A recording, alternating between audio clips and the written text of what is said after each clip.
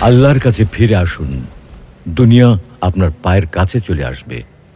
আসসালামু আলাইকুম ওয়া রাহমাতুল্লাহ। প্রিয় দর্শক, আমরা অনেকেই আছি যারা মনে করি দুনিয়াটা মস্ত বড়, খাও দাও ফুর্তি করো। কেউ কেউ এটাকে অন্যভাবে বলে, life is short, live it up.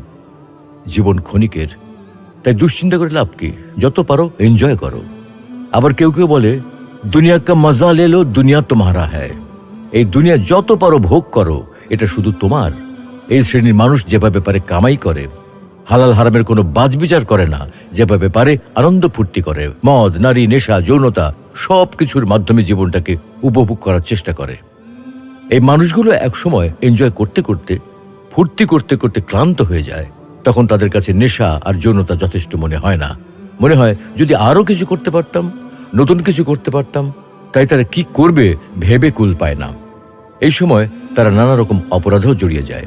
এর সাথে সাথে ওরা ছোটখাটো দুর্ঘটনায় জড়ায়। একসময় উদ্ভট সব কর্মকাণ্ড করতে করতে সমাজে সবার কাছে খারাপ বা বখাটে হিসেবে চিহ্নিত হয়ে যায়। তাদের নামের পাশে বেশ কিছু খারাপ রেকর্ড যোগ হয়ে যায়।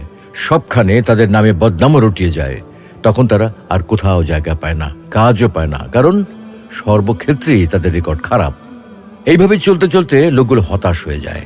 কোনো কিছু আর ভালো লাগে না তাদের। জীবনের সকল